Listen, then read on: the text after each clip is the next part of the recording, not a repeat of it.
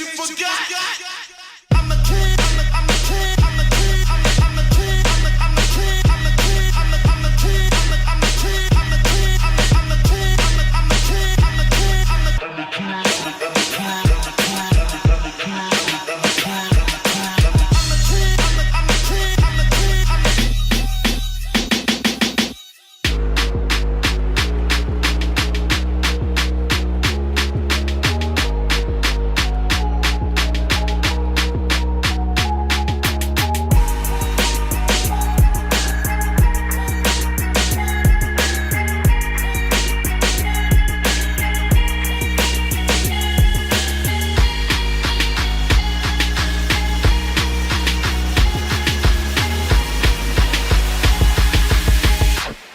You forgot.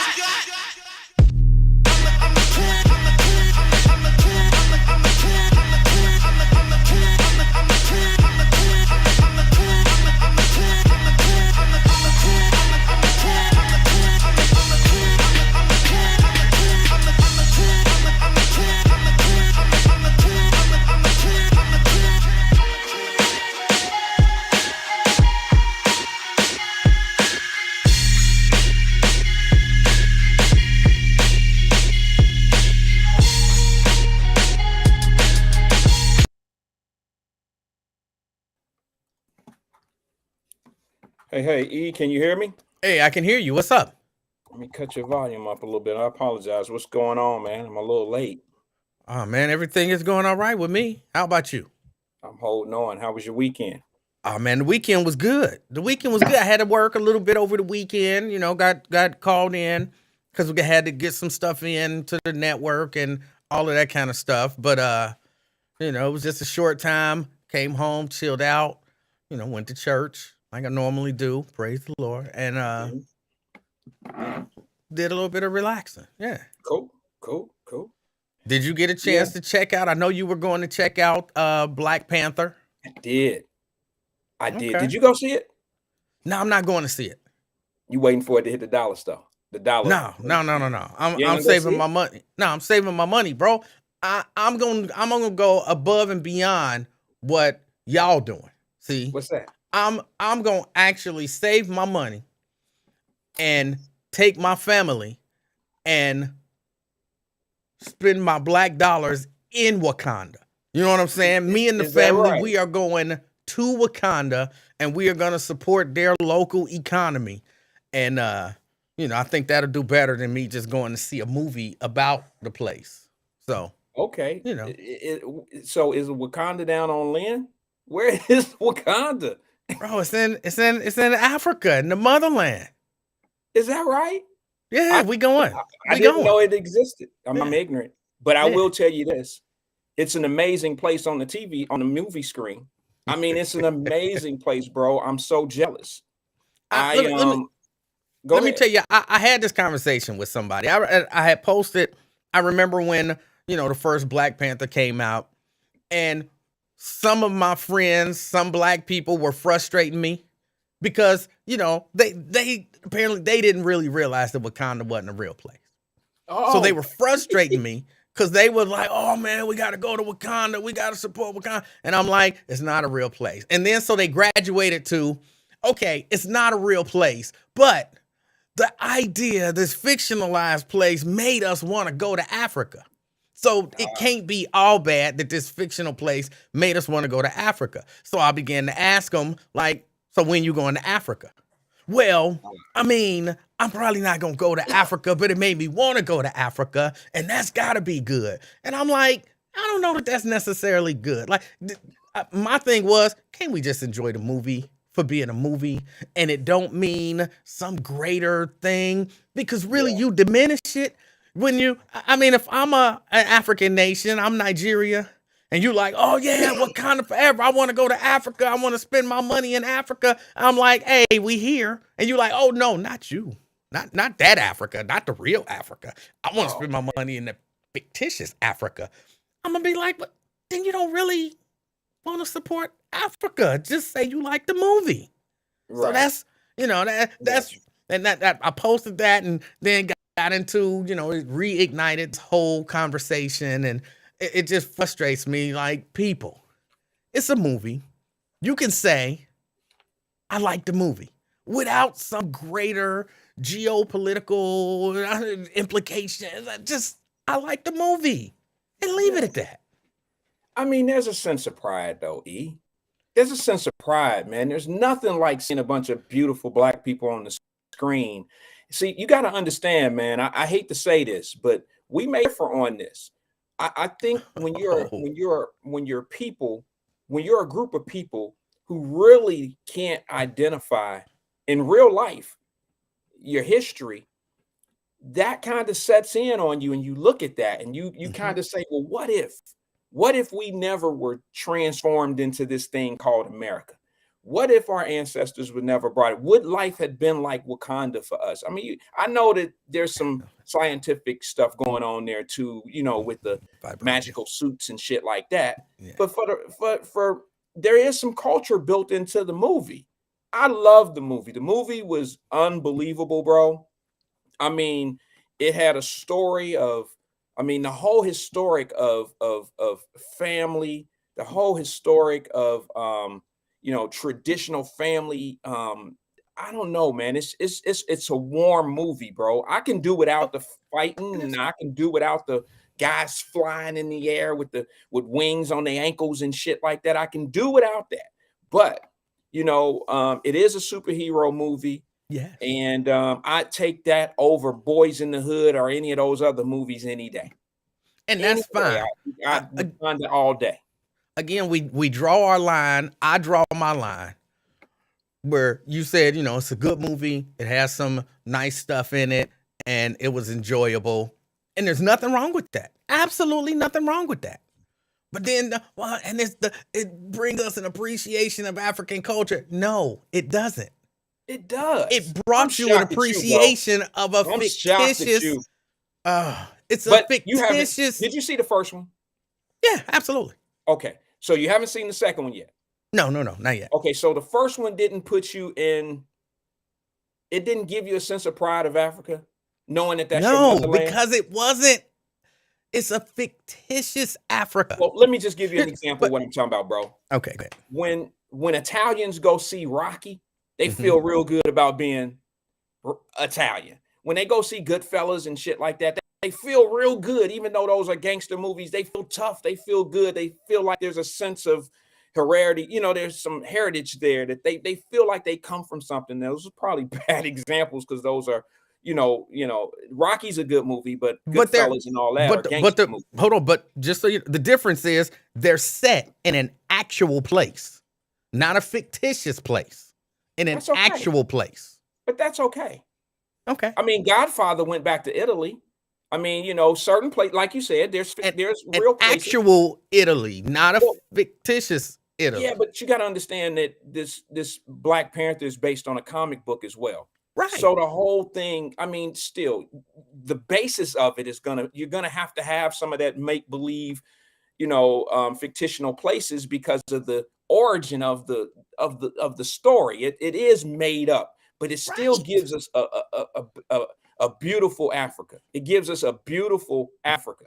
And I'm like, really, does it make me want to go there? Well, yeah, in a sense, because I know Africa is better than just zebras and elephants all over the place, bro. If you go to Africa, you will know that it's city. It's just as much city as New York in certain, certain cities in that country, in that continent. And you can get that vibranium. Well, see now, all right. It's not real. This is what I kind of liken it to. And again, I got no problem with the movie. I got no problem with the movie being set in a fictitious Africa. My only problem is the people romanticizing the fictitious Africa. Like, I want the fictitious Africa over the real Africa. Let's say I'm a black man and I say, I don't date black women. I just don't date black women. Why not? For all the reasons. I don't date black women. But then I watch a superhero movie with this perfect black woman with superpowers, and she ain't never got a bad attitude, and she ain't never talking back. When I come home, the food is done, and she done flew around the world. She's a multi-billionaire with the perfect body that don't ever nothing go wrong with it. You know what I'm saying? She everything. My alarm clock ain't no alarm clock. It's her waking me up. You know what I'm saying? Everything. She is everything. And then I'm like, okay, now I want to date a black woman. Oh, you want to date a black woman? Well, her. I want to date her. Her. But what about other black women? No. But I'll date that one. You got to give me credit because now at least I'm open to dating a black woman. You open to dating a fake superhero black woman, not a real black woman. So you get no credit for that. Let me get this straight. Your problem with the movie or the people who love it for the origin of Africa is that you think it's based on them loving a perfect world, a perfect Africa. That's what you're saying? Let's be clear. I don't have a problem with anybody liking the movie. I don't have any problem with people liking the set and all of that kind of stuff. I have a problem with anybody liking any of that. The problem that I have is saying that in some way, your love of Wakanda is your love for Africa, where you don't even want to go to the real Africa, but you love Wakanda, and somehow that make you pro-Africa. No, it don't. It mean you like the movie. That's all it mean. You don't want to go to Nigeria, Zimbabwe. Well, you know what I'm saying? You want to go to Wakanda, which don't exist. It's not real. I think I get what you're saying, but it's like anything else. It's very rare, but I watch my wife and my kids. They watch things like, I don't know, those dating shows, Bachelor and Bachelorette and things of that nature. And they always have them in these fake ass love story scenarios in these places, you know, in Rome and stuff like that. And I mean, it makes people who are not in the show, who's actually watching the show, it make them want to set up a time to travel to Rome. It makes them, I mean, The Amazing Race is a show that I watch with the family. And sometimes I see it and I say to myself, whoa, that'll be a nice place to go. But, you know, I think that's what the Wakanda thing is. I don't think people are really keying in on Wakanda. I think they're looking at... all I'm trying to share with you is, yes, they were. I haven't had that experience with anyone. I have had that experience with way too many people, which is what built my frustration, which probably sounds unreasonable to you because you haven't had to explain to all of these people that Wakanda is not real, and you romanticizing Wakanda and saying that's Africa. I'm like, no, that's Africa.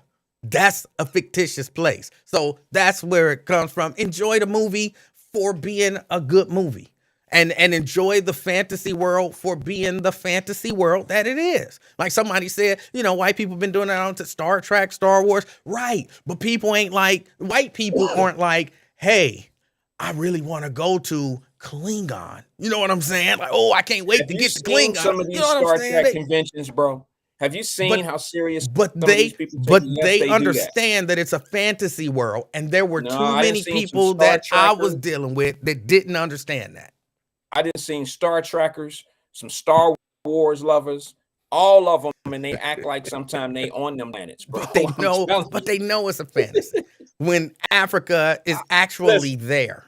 For the record, family, let me just say this: it's an amazing movie. It don't make me want to go to Wakanda, but it does make me listen. If you've seen some of the beautiful black women that were in this movie, you would have a different attitude. It makes me I wouldn't. Look. I already asked Mrs. Livingston if she wouldn't mind if I took some time and went, because Lupita, you know what I'm saying? She lost somebody. Nakia, she lost somebody, and she could use some comforting. I'm sure. Who is that? Nakia. Is that the dark-skinned sister? She's played by Lupita. She's played by Lupita Nyong'o. I think that's how you pronounce her name. That's the dark-skinned sister that in this particular movie, she came to the rescue. She went in to try to save. I don't want to spoiler alert. I think it's the same sister. Somebody will tell me who's seen it, just so I'll be She was the one who was dating the Black Panther. She was his woman. Yes, sir. She makes me want to go to Africa. Yes, she suffered a great loss, and I want to go comfort her.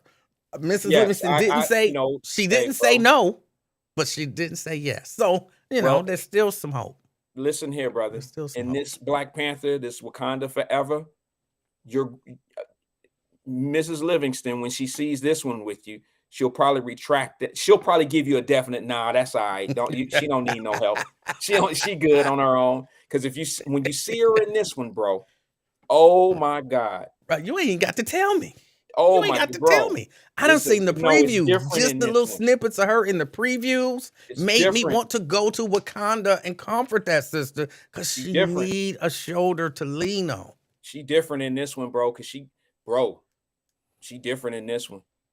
She different. I'm just saying. I seen the other one too, and I don't want to spoil it for anybody. Maybe this will make some of them doubters really go see it. But she real different in this one, man. He says Stephen Speed said, "Damn, spoilers." No, we're not telling you. I'm not telling you anything that happened, but we all know the characters. The movie, so we all know the characters who in the movie. You know, we know that. But you're gonna like this one, brother. And I think Mrs. Livingston is gonna give you a definite now. She good. She can make it without you when you see this one. But listen, I say to everybody, man, go support the movie. You know, I don't know if it's a Black production or not. You know, I know who some of the producers are and things of that nature, but who gets the lion's portion of the money and where does the budget come from? And if I'm not mistaken, it's a Marvel. So that means it is not technically a Black owned film. So you know, it's there's still, a lot of Black people got work. Yeah, absolutely. And as these movies are successful, which is the reason why I was rooting for the first Black Panther as hard as I was, is because as Marvel was releasing their movies and they said, we're gonna release Black Panther, all of the trolls on the internet, all of these white boys was talking about how Black Panther was gonna flop because didn't nobody want to see no Black superhero. And I mean, they was real hardcore about it. Like, that movie ain't gonna do no good. It's gonna flop. It's gonna this and this and that. And then, of course, it smashed records. So that's seeing stuff like this that's why you can get a Black Adam movie. You know what I'm saying? With another Black lead, even though, you know, The Rock, but still the same kind of deal. Let me say something about, I went with my family. Okay. Me, my wife, and my 2 kids. My oldest daughter ended up coming. It was a grip to get in this joint too, to be honest with you. It was worth the money now that I've seen the movie. It was definitely worth the 2 hours and 45 minutes of the movie. Not a dull moment in the movie. Now, one part that I didn't like, now I'm not big on superhero movies, people lifting people up or getting hit and they fly across the room and crash into a wall and the wall fall down. I'm not big on stuff like that. I'm not that type of action guy. But it wasn't so much in it that I couldn't tolerate it. You feel what I'm saying, bro? Like, it was just enough in it to make me, okay, it's a superhero movie. But the one thing that I will say about it, the one thing you said, then I'll go to my point. You said something about the white guys were saying that it wasn't going to work. Let me just say this to you. I went with my family, right? It was 4 of us. And in the movie theater, I took an early viewing of it, like 3 o'clock or 3:30, something like that. And the city that I seen it in, my family and I were probably one of 6 or 7 Black families, Black people in the whole theater. It was predominantly all white. And guess who else showed out in there? The Latinos, bro. It was more Latinos. I don't know if it was because I was in Florida watching it, but that nevertheless, when you say Black movie, a lot of Black people are coming to that movie, the premiere and all that. Well, there was tons of Latinos in there and ton of white people in there. We were the minority in the theater once again for this Black film. So for people to say that it's going to flop because it's a Black film or a Black superhero, that's ridiculous. Well, that's what they were saying about the first one before it came out, you know, because you know how Marvel, they announced their stuff. We already know what they're going to do in 2028. So when they announced their slate and Black Panther was on there, all them boys was talking about, this is the one movie that's going to flop. And that's why I was hardcore, like, everybody go out and see this movie. Okay. Now, I do have a criticism of it. I do have a legitimate, what I think is legitimate. And family, I want y'all to let me know if I'm being petty here on this gripe. Let me fix my mic. I'm sorry, guys. I might be a little petty on this gripe here, but I think it's a legitimate gripe. My daughters are big in soundtracks. Okay, the soundtracks of the movie, they like to play the soundtracks and listen to it and all that. I got a problem with the soundtrack, and then I got somewhat of a problem of what I'm seeing the movie being made into. And it looks like Brett, I ain't even said it yet. Damn, he said, yes, you are being petty. All right, Brett thinks I'm petty before I get my point out, but okay. I see it going in another direction where I see it being hijacked. And what I mean by that is see them running off this movie and going more into a Latino superhero type of thing. Black Panther is a strong arm. It's moving numbers and doing what it's doing. But I think out of all the songs, not all, majority of the songs on the soundtrack are all in Spanish. And to be honest with you, in this movie, this is not a spoiler alert, but it's a heavy Latino Mexican presence. I know, Brad. I know you were joking, bro. It's a heavy Latino presence. Now, I don't know if they're going to try to, you know how Marvel and those guys branch off and create a new they're definitely going to do that. No doubt. Yeah. And it looks like that they're piggybacking off of our Black Panther to create, you know, some form of a Latino or a Mexican superhero. But this guy is actually a villain. He's more of a villain that started out. You got to see the movie. He started out being somebody that had every reason to be mad at the world because of how they did his family. And I mean, this movie is amazing, bro. It's a great movie in so many aspects, from culture to forgiveness to turning the other cheek and all of that, man. I was very impressed. It was well written. It's not a lot of superhero, Superman walking through fire type of stuff. It's not a whole lot of that. And Angela Bassett, man, my hat's off to her, bro. She did an amazing job in this movie. I think everybody, and then they got a new girl in the movie who plays she plays like a very high intelligent I'm concerned about her. Scientist or something, huh? I'm concerned about her. Why? But before I answer why I'm concerned about her, can I address what you said initially? Sure. I agree with you, but about them gonna spin off Namor. But I don't have a problem with it because that's how they do. You know what I'm saying? That's the Marvel formula. Like, everybody came from something else. Sure. Our first introduction to Black Panther, I believe, in Civil War.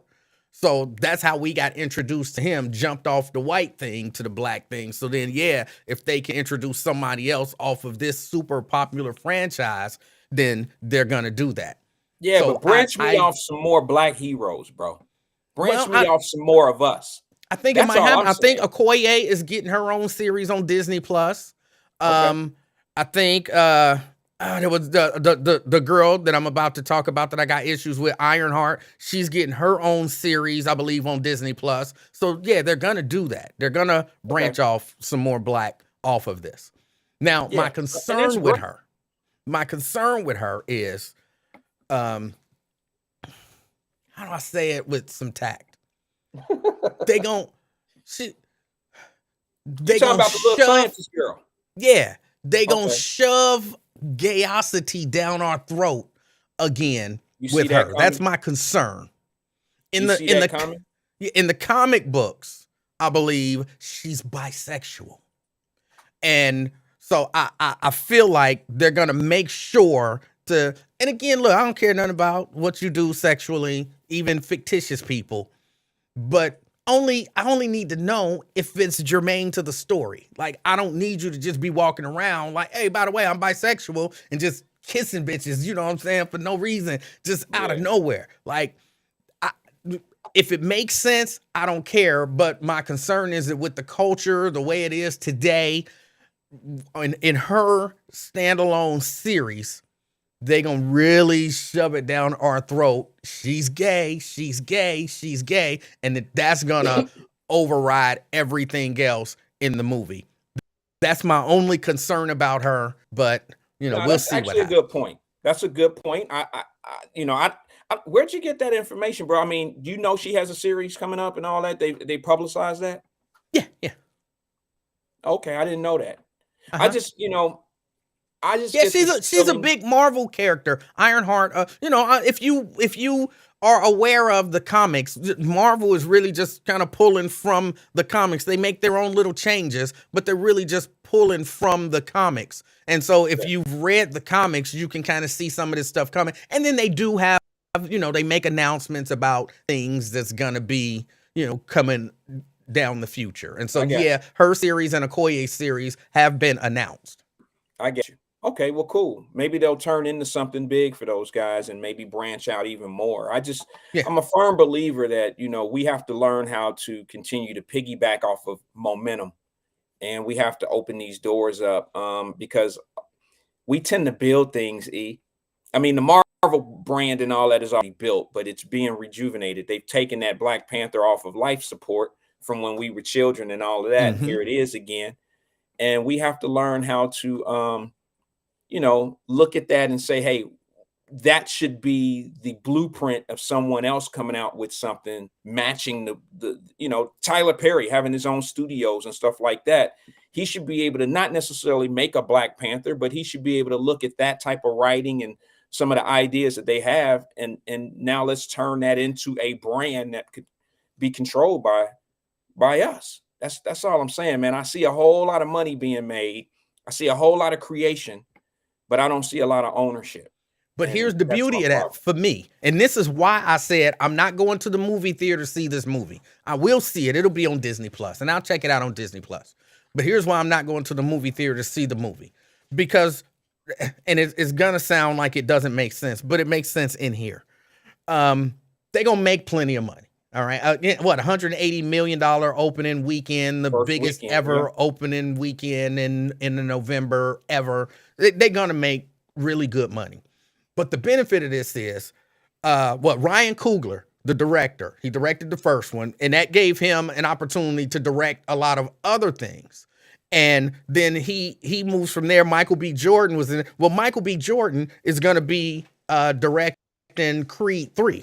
Okay. And I think he's one of the main producers on it. Now, of course, he don't own the studio, but when you one of the main producers, you're you're the director, you co-wrote it, you're one of the executive producers. You know what I'm saying? You're moving up. Yeah. So as I see all of these things happening, they're moving up, and it's because of the success of things like this. The dude that was in I can't think of his name now. He's basically gonna be the main antagonist for this whole multiverse saga. The brother from I can't remember his name. Kang. He's playing Kang.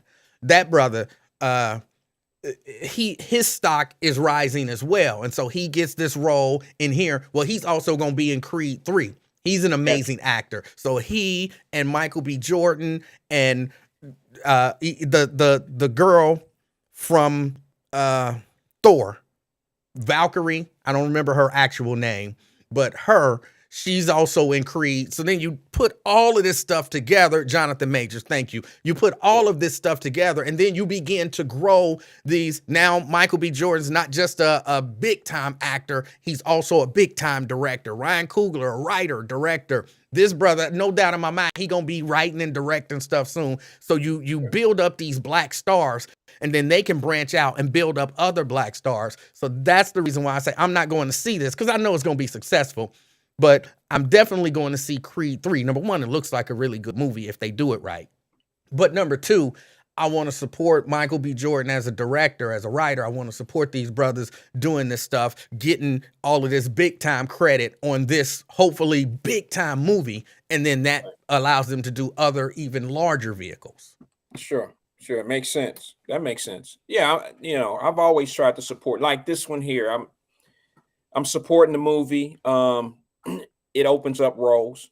I just think that someone put in the comment that a lot of the, let me see if I can find it. A lot of the Black Panther was filmed at TPS Studios. I think Dwayne Larkin said that, and TPS Studios is the Tyler Perry Studios down in Atlanta.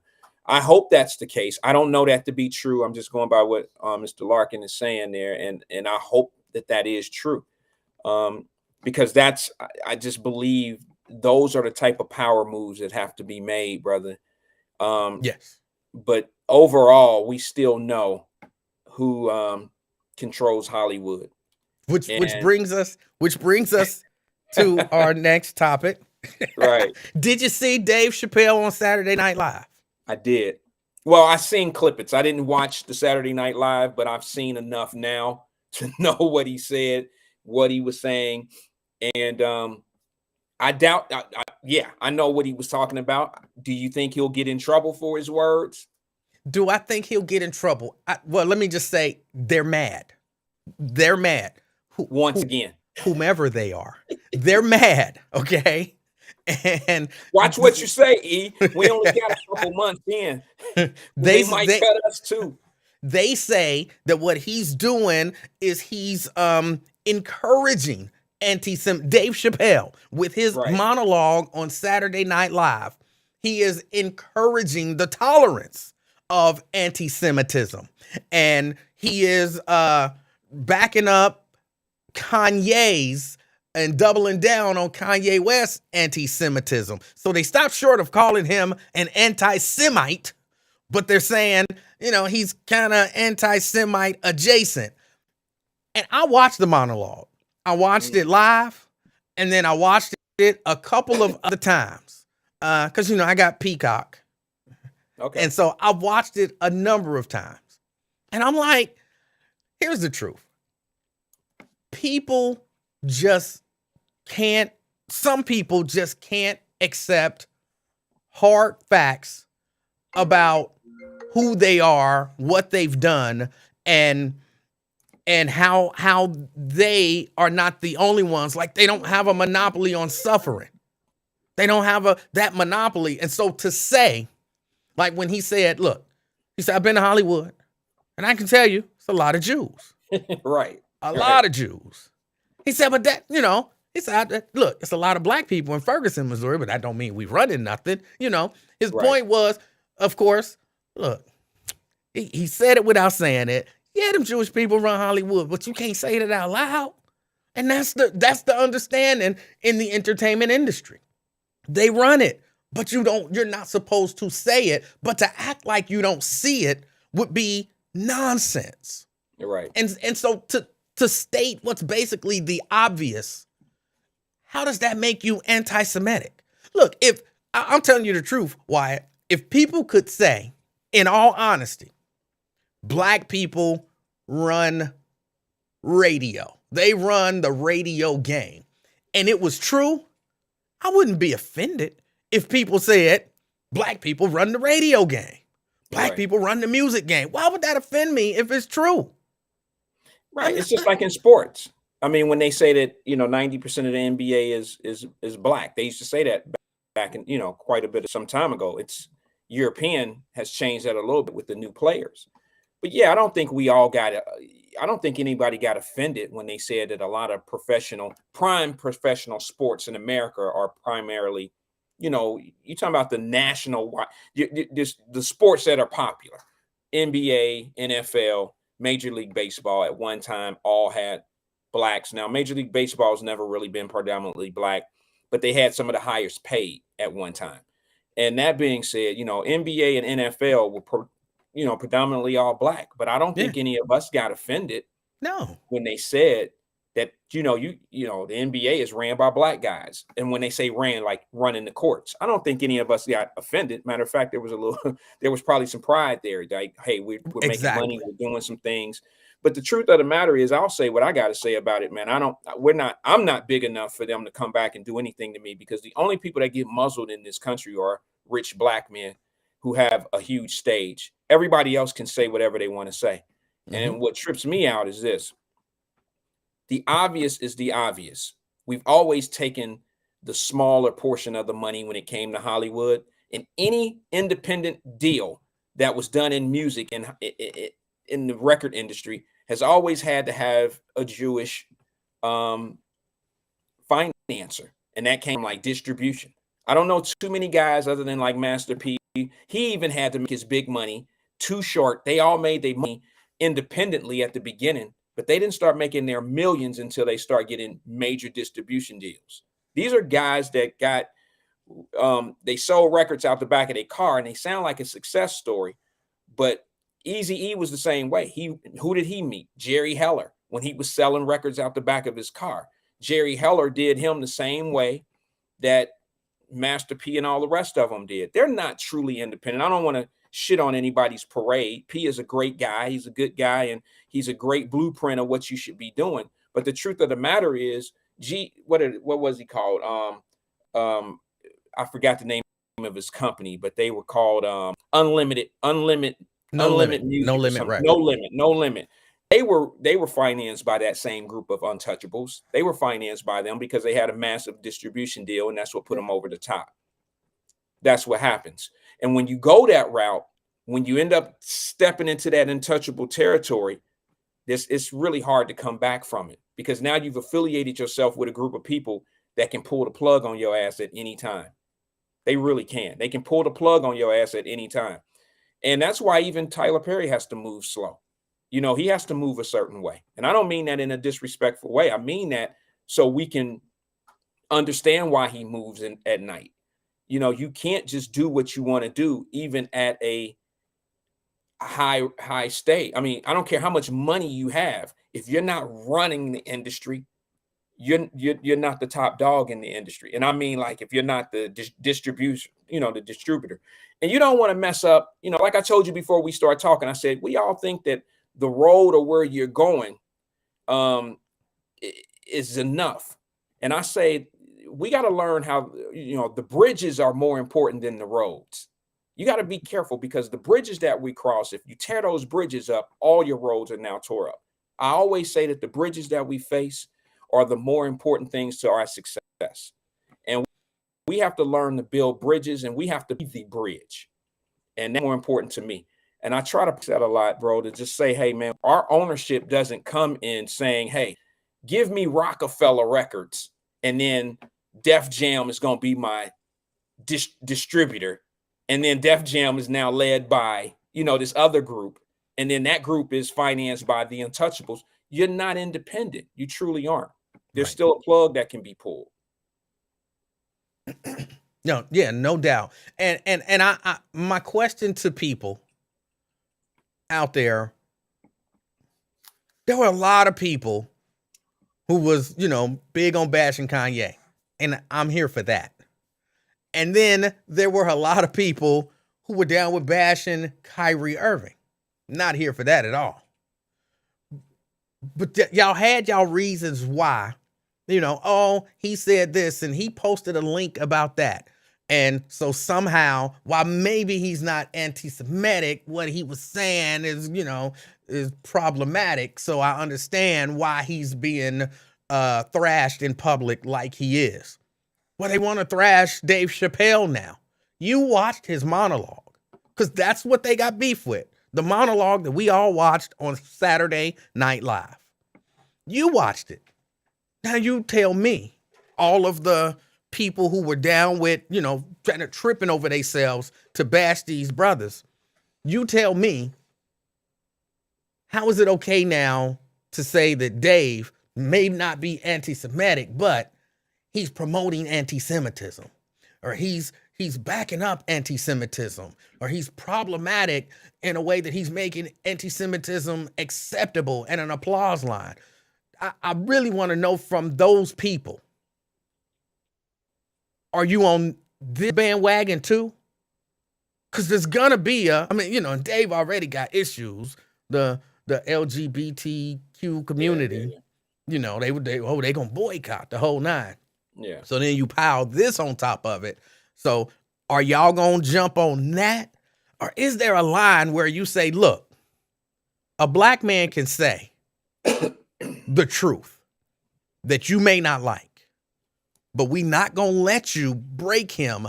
We not gonna participate in you breaking him.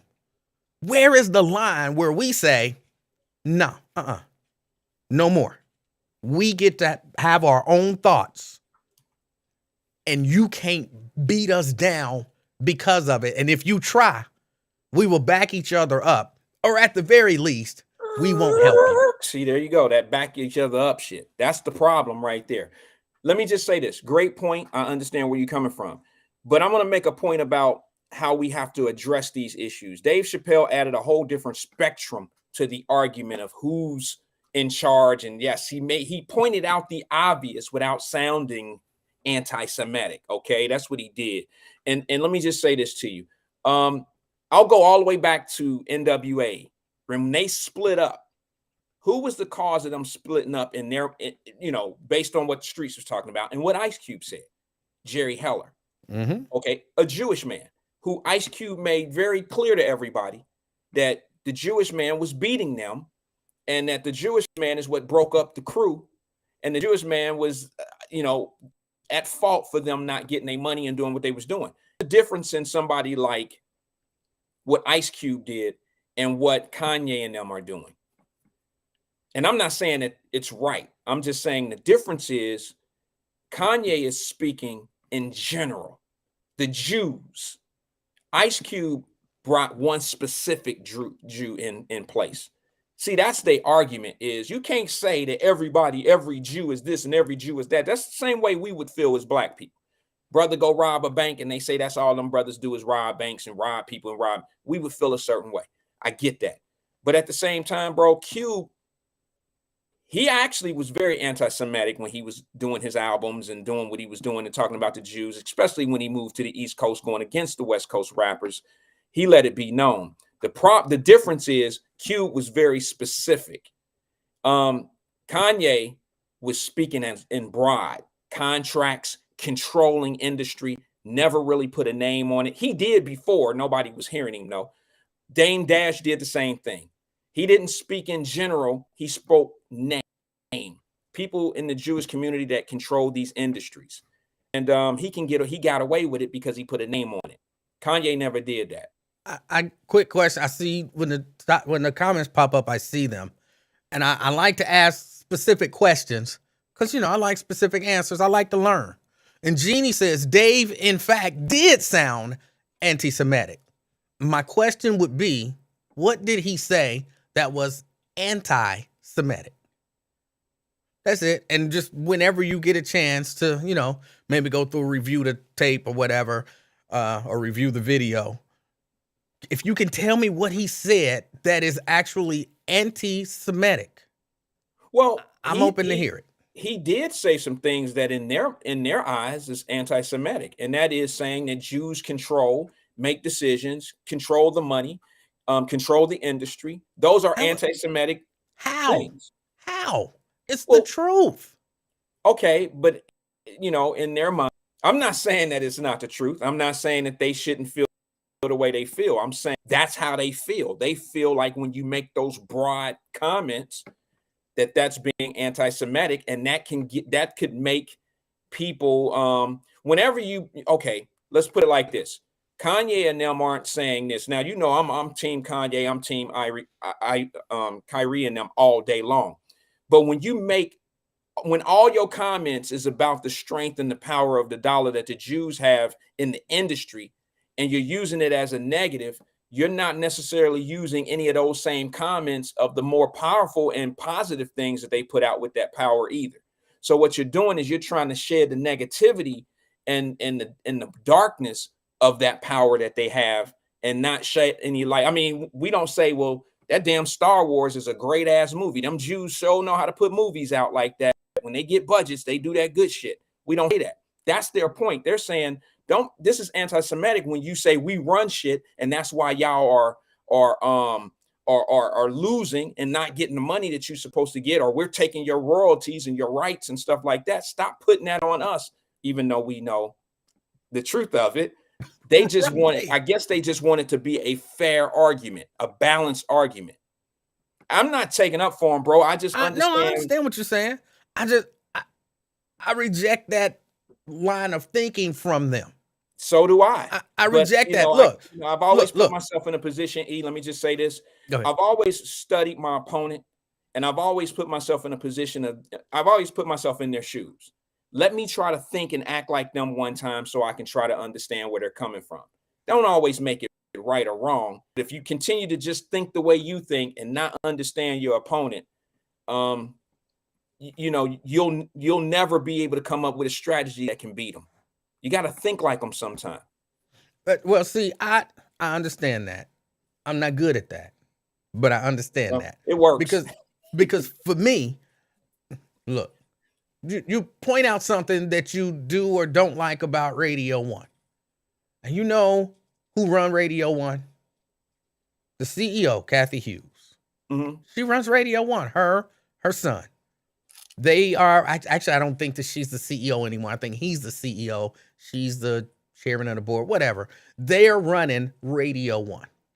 So if something bad happened and you like, hey, they the ones running Radio 1 and they running it into the ground, or they the ones running Radio 1 and they the ones firing people for not taking the shot. They the ones running Radio 1 and they the ones don't want to pay people what they worth. Then they could be like, what, y'all anti whatever. But if it's the truth, just because you're offended by something that's true, I don't think that makes the statement anti-you.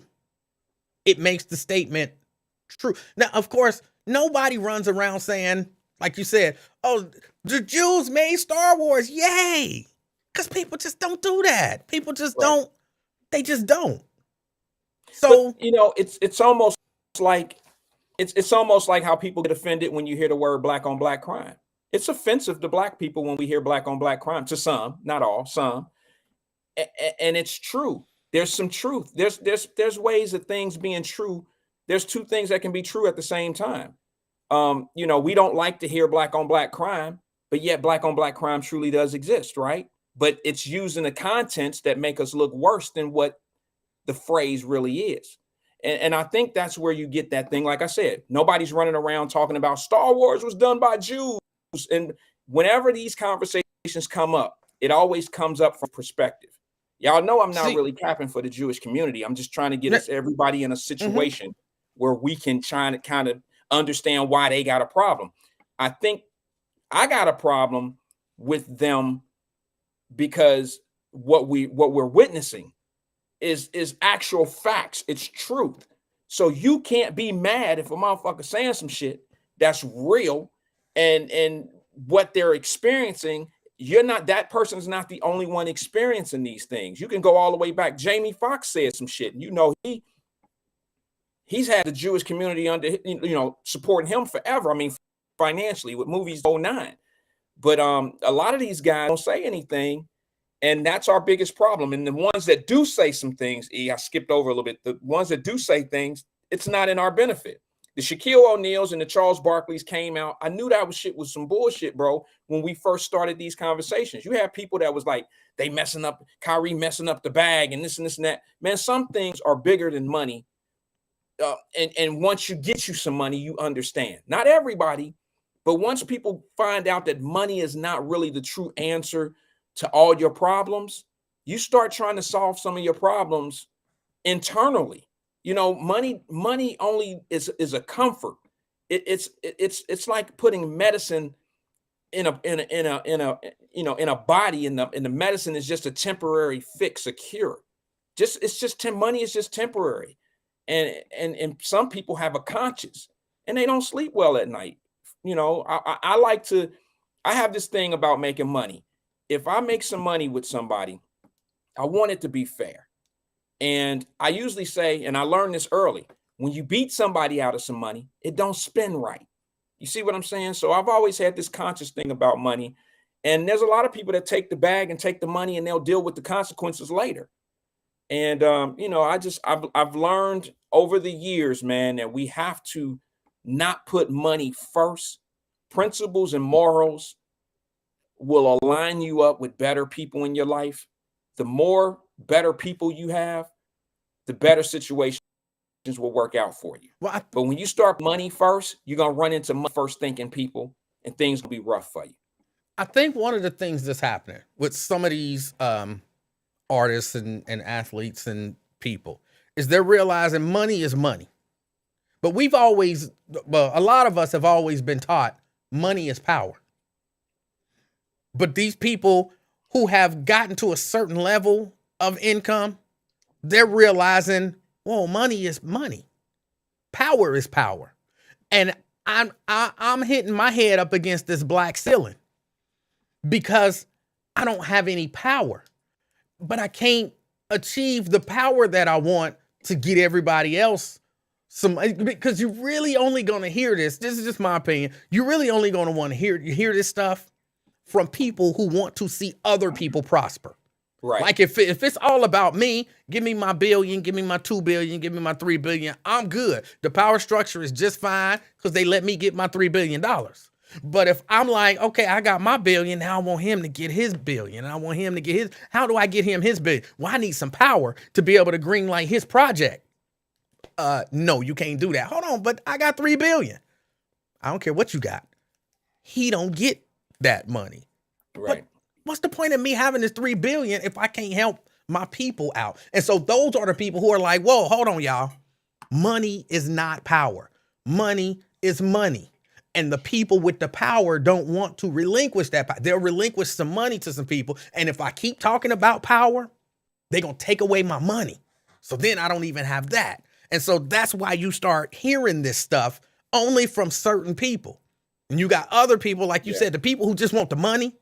They like, hey, what you talking about, nigga? I'm making this money. Right. And you can clearly see those. Those are the shut up and dribble dudes. You know, they'll do what they got to do for the bag. You see what I'm saying? And they might try to talk that pro-black bullshit and all that. And the reason why I say pro-black bullshit is because you can't have a shut up and do anything attitude towards black folks if you feel like we're not able to say and do what we want to do in order for us to feel good about what we're doing. I just, you know, I have this thing about money is somewhat power, but it all depends on where you are, what lane you're in. Money is not necessarily power, but it's position. And it's like anything else on a chessboard or whatever you playing, chess or checkers. It's all about positioning in life. You can have money and surround yourself around people that you have power with, or you can have money and avoid people with power. You know, money allows the convenience of being able to do what you want to do and being in certain positions. If you're in the entertainment business, you know, I'm just going to be honest with you and say this, man. You got to have permission to be a billionaire. That might have just went over some people's heads, but you can't just be a billionaire without somebody giving you permission. And, you know, you can accumulate all the wealth you want, but you still got to have permission. And think about where that permission may come from. It's from the untouchables, because they're not going to, you ever notice how certain guys like, I don't know, what's his name from Run DMC? I can't think of his name. Not Run DMC, but his brother. Russell? Russell Simmons. Yeah. See, Russell and them don't say shit because Russell understands the bridge. Russell then lived the road. Once he got to the bridges, he understand to put the bridges ahead of the roads, because the roads always need to be repaired. You ever know? I mean, look at the world today. Everybody talking about all these bridges that need to be fixed in our economy, but we've been fixing roads for how long? You know, I've been back in Cincinnati from several different cities I lived in for 30 years now, and they ain't completed a damn highway in 30 years, but they just now starting bridges. And it's the same thing in life, bro. You got to secure these bridges. You have to take care of your bridges, because your bridges is what connects you to your other connections. It's not the roads. And Russell Simmons is big on protecting his relationship with his bridges. And those bridges happen to be the untouchables. And that's why when he made his comment about Kanye, he said Kanye will be fine as long as he say the right things back to the people, to the, you know, the people that need to be apologized to. And I see that a lot, bro. I see that a lot. And it happens on a local level. I watch some of the people right in the Cincinnati area who could say some things that would change the needle in our own city, but they won't speak up because they're afraid to cross those bridges. What? No, the little baby. Oh, okay. They're afraid to cross those bridges, bro. They're afraid to say certain things that are the true fixes, even in your city of Cincinnati, but they won't cross those bridges. And those are the weak. Those are the people that a lot of people see to be representatives of your city, but they ain't never crossing no bridges. And I can see it, man. It's very clear to me when they target soft targets. Those are people that have never really try to cross bridges, man. And it's as I get older, I learn that it's not so much me, you, that we need to change. We just need to change the people that are around us. We need to be with bridge crossers. And that's what I'm just challenging everybody now to do, is learn how to connect bridges, part of bridges, and not just roads. Roads are dead ends sometimes, most of the time. I know I preached, I'm sorry, but some people, that they know exactly where I'm at with this. They know where I'm at. No, I feel you. I feel you. Brent said, didn't the Nets owner come out and say he doesn't think Kyrie Irving is anti-Semitic, but Kyrie's still suspended? He did. Happened to be an Asian man too. I don't know. Is he an Asian Jew? I'm just curious. He's a billionaire.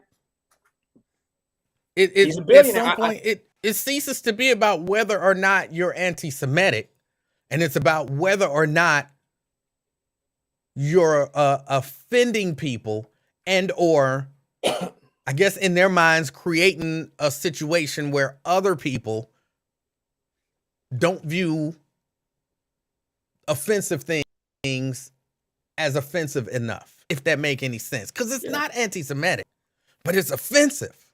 And I don't want to be offended. So I don't want you, even though I don't think you got no beef with me, but I don't want you to say stuff that make other people think it's okay to say stuff. Yeah, I get that. And I think that's the true problem. Like I said at the beginning, bro, it's a broad brush that you're painting this anti-Semitism. Like, it's almost like you're just basically trying to tell us we can't have this conversation ever because it's going to offend you, even if it's some truth to it. Even if all of it is fucking true, you still don't want to have a conversation. Right. So in other words, if we got a group, if my daughters are prostitutes, your daughters are prostitutes, we don't want to have no conversations on the show about prostitution because it might offend Wyatt. You know, they might offend E, when in fact our loved ones might be prostitutes, and it shouldn't be forbidden to have those conversations because it might open the door and some people might watch the show and benefit from the conversation, and other fathers and mothers might not get, they may get something out of it, preventing their kids going that route.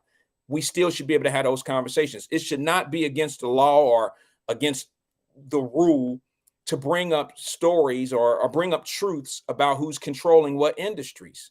I mean, that shouldn't be. And if we're getting screwed over and fucked over in contracts, like most do, then those are open door conversations that we should be able to have.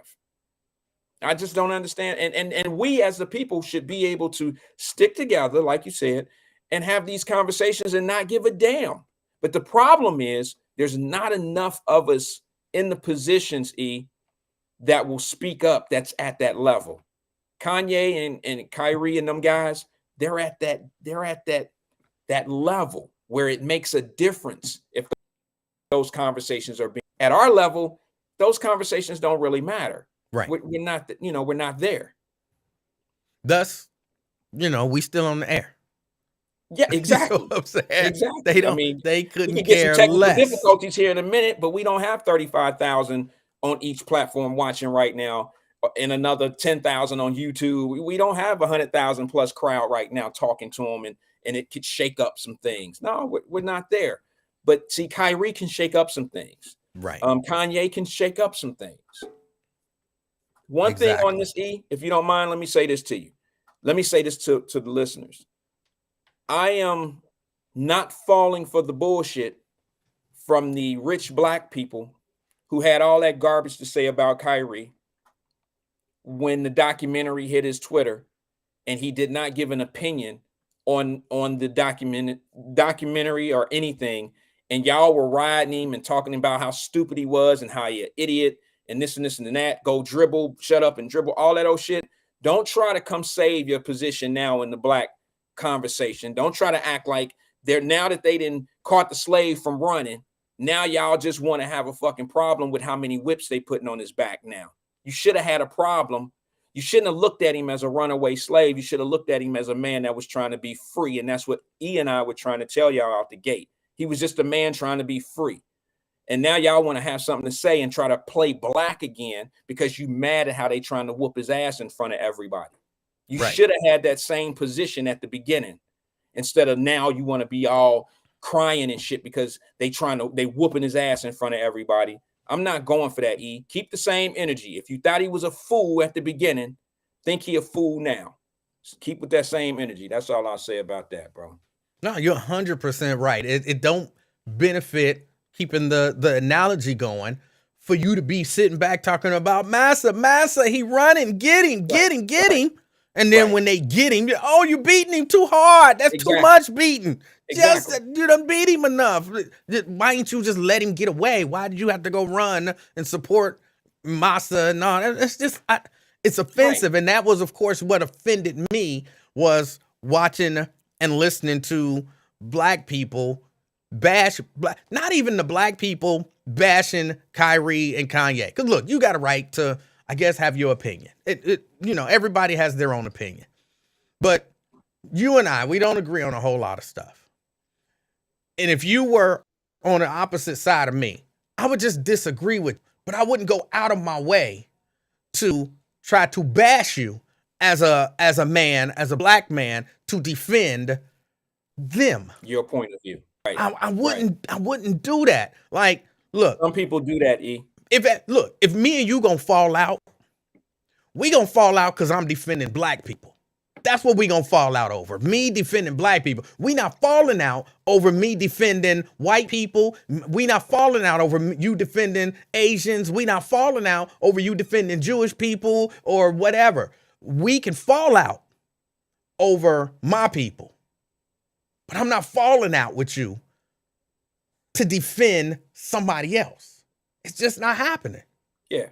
You're not coming in my home, putting your hands on my kids, and we not going to fall out. But if you go touch somebody else's kids, basically, it's not really my trouble. It's not my fight. That's basically what you're saying.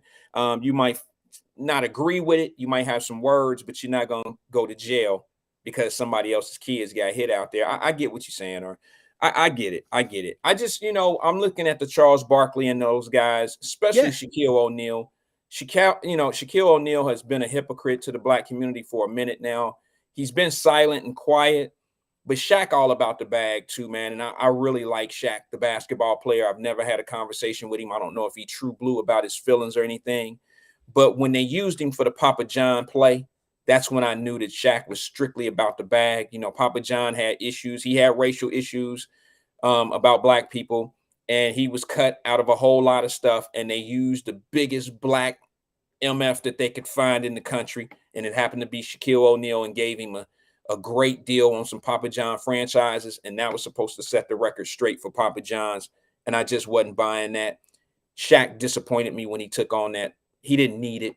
He did. I shouldn't say what a man needs in his portfolio or his money. I shouldn't say that, but I can list probably a few other things he could have done instead of the Papa John move. And I'm sure with his brand being Shaquille O'Neal, he doesn't have a problem finding people that will endorse, that he can endorse their products. He shouldn't have a problem with that. John set the record straight with me and Shaquille O'Neal a few years ago when he took on that brand. And now this, it shows me that once again, money doesn't necessarily give you power. Right. The more money some people have, E, the more foolish they have to be.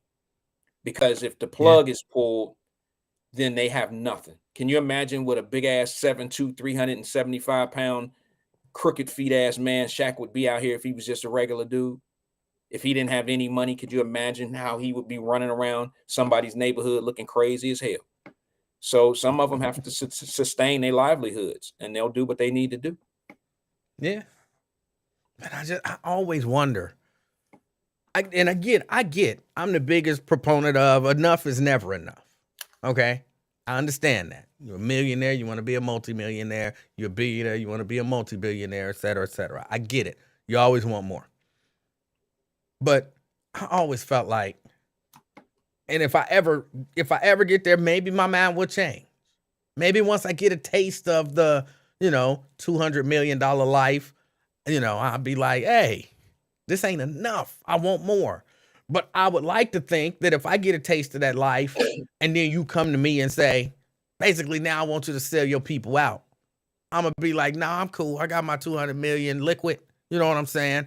I'm straight. If I don't get another dime, I can live off of this and pass some on to the fam and all that kind of stuff. Yeah. I'm good. I'm not gonna harm my people for more. And so that's why I don't understand the people when you are at a certain level who say, but I still need more. And if I got to do my people in to get more, I'll do it. I get it, E. I mean, I understand. Here's the thing, bro.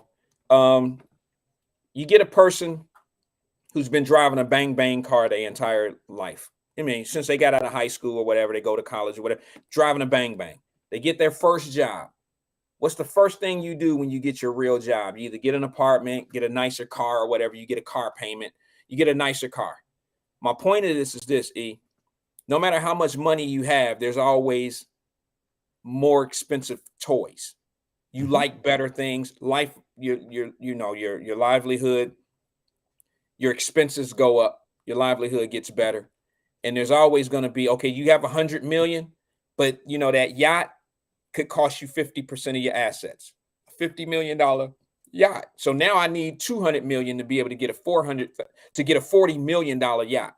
Then I want a helicopter. I want to be able to live like these. You know what I'm saying? So keep in mind, bro, there's not one person on this planet other than like an Elon Musk or somebody just jacked off $44 billion on Twitter. But there's not too many people on this planet that can say, I want that don't have to worry about some position of saying, I want what they have and I have to work and do more to get it. There's not a lot of people like that. There's a ton of millionaires in this world, a ton, but millionaires go broke all the time. And how they go broke is trying to get more. They never go broke being content. They always go broke trying to do more, get more. It's not a bad thing in all cases. Sometimes you risk it on an investment you think is a sure thing. Nothing's a sure thing. But that all being said, there's a level of greed. There is a level of contentness. But there's also bigger toys. Like when you get that $2 billion, bro, you might think it's over with. Like Oprah. Oprah kind of did that. Somebody just said something about Oprah. I'm sorry, I didn't mean to extend the thunder. Stephen E. Washington said, Oprah, who tried to destroy Michael Jackson's legacy after he was dead for 11 years, who told her to do that? Okay, that had nothing to do with my point of Oprah. I'm sorry, I seen the name. But Oprah became content. She became a billionaire, and the only thing she worked on was the O brand. That was it. She hasn't really done anything to go after more. If the O brand don't work out, she'll wipe her hands clear and move on. I mean, you don't hear of Oprah. She's not out here trying to change the world. She's become content. You look at somebody like Tyler Perry. I'm still trying to figure the brother out. He went out, he's classified as a billionaire. Keep in mind, these folks had to get permission to be billionaires. Okay, I just want people to research that. They had to get permission to be billionaires. They pick and choose who they want to be billionaires. Just like made Kanye a billionaire and reduced him down to 400 million overnight, and then put Puffy in his spot. These things are created on purpose. This is friction, fraction, division. It's math. And a lot of people, I ain't trying to sound I ain't trying to sound a certain way, man, but I know how people play the money game. I know how they make people against each other and they make people want to do more. They want you under their thumb because they want you to want as much as Jamie Foxx.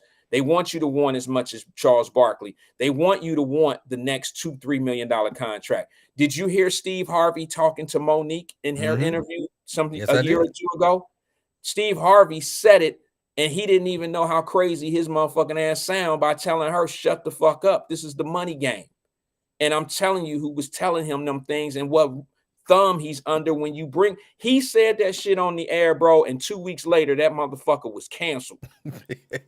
I mean, I'm telling you, bro, you can't reveal these secrets, man. And Steve Harvey didn't even do nothing. He was actually vouching for those folks. But what he did is he released more information that he should have, and that got him up out of here. And they put him in his spot. They put somebody with no experience, talk show, wanted to big up this girl. And I forgot who it was. I think Kelly Clarkson or somebody. Yep. She ain't got no experience at that. It wasn't about that. We just that was his nigga wake up call. Yeah, you want to spread our secrets and shit? Okay, you blew it. You can get your royalties off Family Feud, nigga, and move on. That's what they pretty much told him. And I do want to say this about the billionaire piece.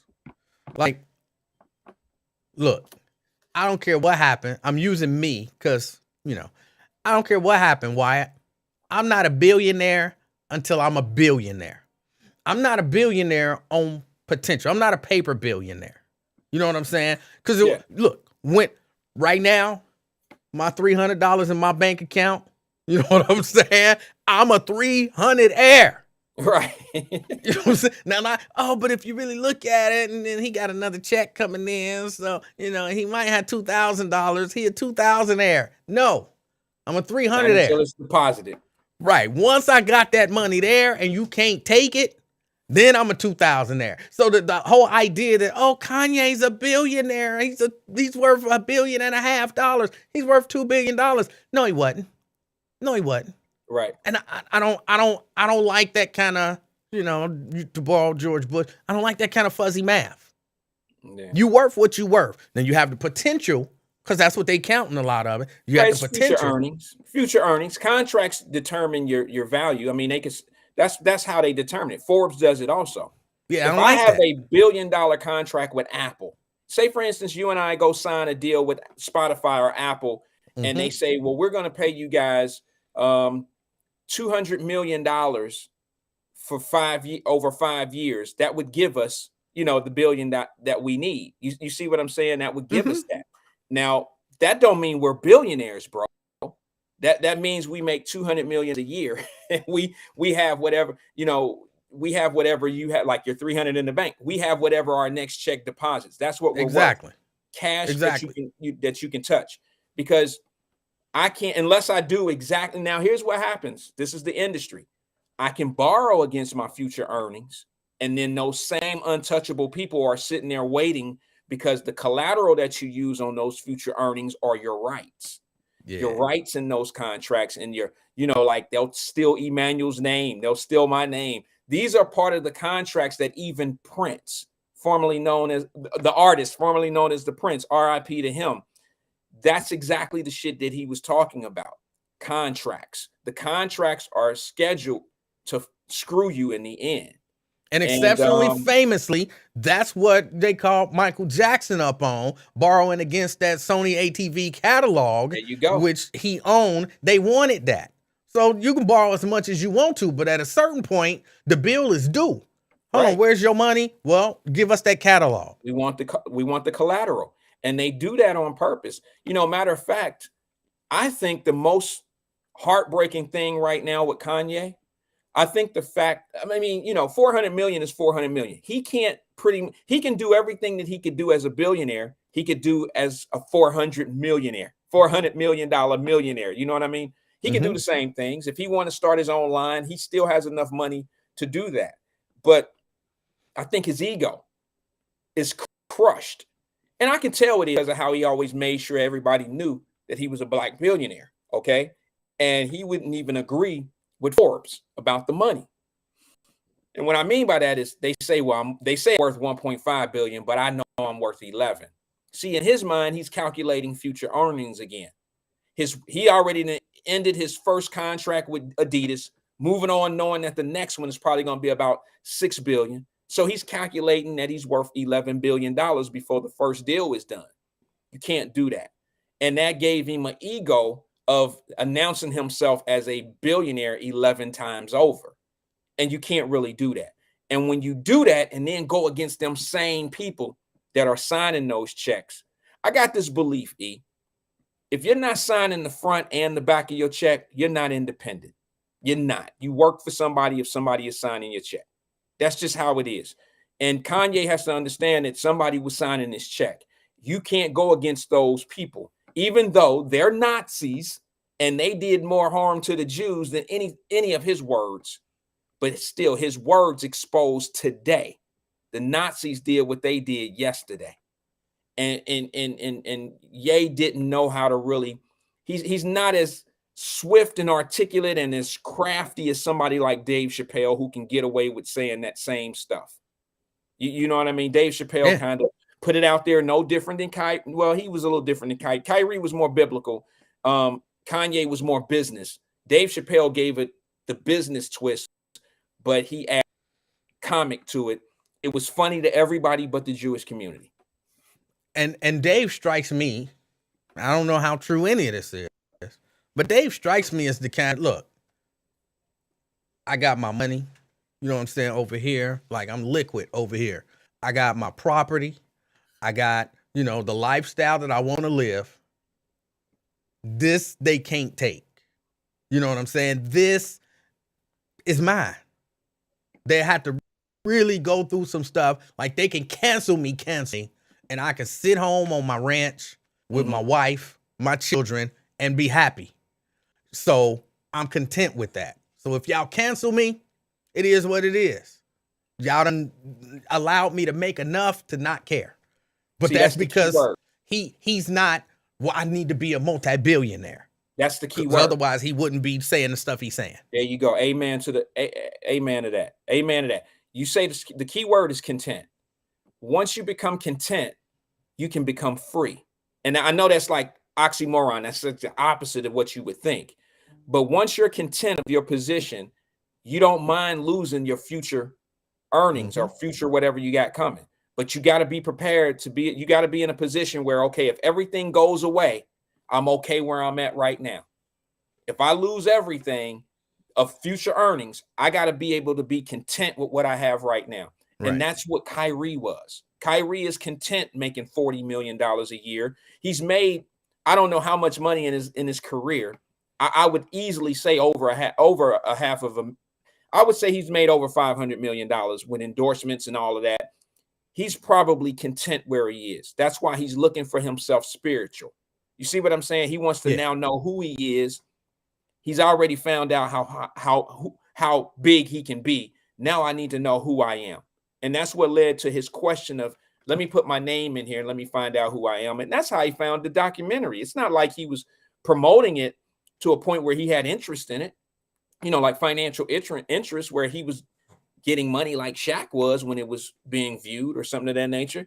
He just found this documentary based on his name, brought it up. And, you know, maybe, and I don't know, if anybody ever thought of this, maybe Kyrie put it out there just to hear responses back, to pick other people's brain about this, you know, documentary. You know, I could put something on my page and I want to know how others feel about it. And maybe I'll hear some good shit. And then I'll hear some people that tell me some things that I need to look into to not trust some of the things in the documentary. I don't know. I mean, but we'll never know because people already branded him as being somebody that supported it, when in fact, you don't know if he was asking questions about it or if he was, you know, promoting it to a point of it being something positive. And it's to the point where people don't care. I watched him during a press conference not too long ago. And the man said, I don't know how many times, they kept trying to get him to declare more definitively, like, it's evil, it's bad. And he told him, he said, look, I never said I agree with everything in it. He said, there are some things in there that I do not agree with. Right. There are a number of things in there that I do not agree with. But what's wrong with seeking knowledge? And what's wrong with sharing knowledge with other people? And then they're like, well, but what people really want, and it was a brother asking this particular question, but I know you've apologized, but I think what people really want is they want to hear you more definitively say that, you know, condemn that documentary as anti-Semitic rhetoric. And he's like, I'm not here. I didn't make it. I didn't write it. I didn't produce it. I didn't direct it. I didn't put it together. I just shared a link. So I already told y'all I don't agree with everything on it, but it's not definitive enough. And he like, look, you can say what y'all want to say. I've said what I'm going to say. Right. So they're trying to paint him in that corner. And a lot of people are just buying it. Like, well, yeah. And I keep, well, these people didn't say he's anti-Semitic and these people didn't say he's anti-Semitic, but they keep putting the idea out, just like they're upset with him putting the idea out of Jews run everything. they're putting the idea out while not saying it, that this guy's anti-Semitic and that he supports anti-Semitic messages. Right. They know what they're doing. Yeah, I mean, of course. You listen, we live in a world right now where they obviously don't want these type of conversations to come up. And if you even whisper some of this shit, you'll be classified as being anti-Semitic. And that is just basically the that's pretty much the muzzle. You know, the word anti-Semitic is the muzzle that they're using for people that have been in certain places that can expose how things really work. The crazy thing about that whole approach is this, E. I find it to be ironic that the people that don't want you to have a conversation about their control, they run and make the most money off of the shit that's demising to the Black community, and they have no problem with it. You understand what I'm saying? They sponsor and they finance rap music that's not good for our community. They don't find that shaming. They don't find making money and coins off of the back of Black people that are knowing it's not good for our industry. Malt liquor and all that stuff, bro, they own those companies. That has been demising. Tobacco companies. That has been demising to the Black community. And those are the reasons why if you start having those conversations, you got to start looking at the people that's pushing the product. You can't always look at the abuser. You can't always look at the person who's hooked on drugs and say, it's your fault you on drugs. You can't always do that because there's so many different factors in making people. You can get somebody hooked on drugs by making a certain music attractive to them. Certain messages, you control them, you control the media so you don't much information out about how bad certain things are. You control how people do things